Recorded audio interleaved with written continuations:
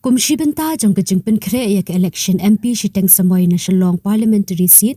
ke Bharatiya Janata Party BJP kalapan pau bagi kwae ban buat yak rukam trikam kinong tre ke parti na West Bengal bat Assam ha ke balasaki yak jingjab badan buram jang ke parti ha kini ke arteli ke jela.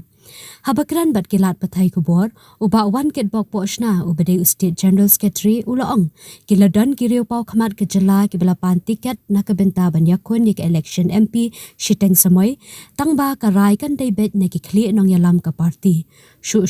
uba pochna ulaong kum ka parti kidakwa ban buat ya rukam trikam kinong tre ka parti na West Bengal bat Assam khanang bekenla ban Punjab ya ukertang ba ka parti kalapin yeng.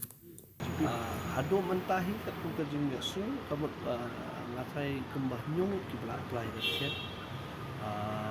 but mendai haka parti jingi tegelang kita ba final decision ke song Central Parliamentary Board but kata kan long andala announce election hadin ba announce election sa song Parliamentary Board ban decide yo candidate tengah thai ngidang yo sio gidang don ki bedang temu ban bu application ngidang abi kita nomor kapor kadang don ni expect bagi nang dan shoot nang apply. Apply kini kita pakai mana ba apa Ya kata anu melan betai nomor ba. You hendak gibon ki keteng ba pau kapat gidan. Ti ni expect hi baka party kan le ba man tak ti ba ngatai hadin bengi ga ki results ki bejah apa ki state. Ki peni ba ki ba ki dan jing syanya hakar komtre kam parti BJP but ngingit kem malada ki pajba jeng jela Meghalaya khamtam naka one parliamentary Shillong parliamentary seat tadi ki ailat dia ke parti pi kan long ke ba kaban wara sibun gi jumentoy ya ka constituency ki bon ba ki issues ki ba ngidon kam ya so parliament ti ngidon kam ro ka support jong ke government kan no lada ki pajba ki jit ya candidate bodade naga BJP hi but ngathai ngin penkiu ka seat mentangi dan aspa sopo tingin dan kumba aspa sopo ingat ka strength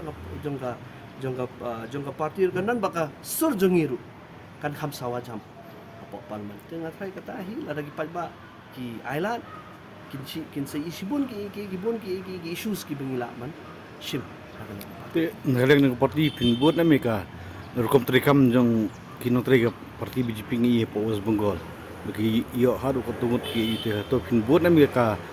rukom trikam hangne po meglanam tak nika MP election ni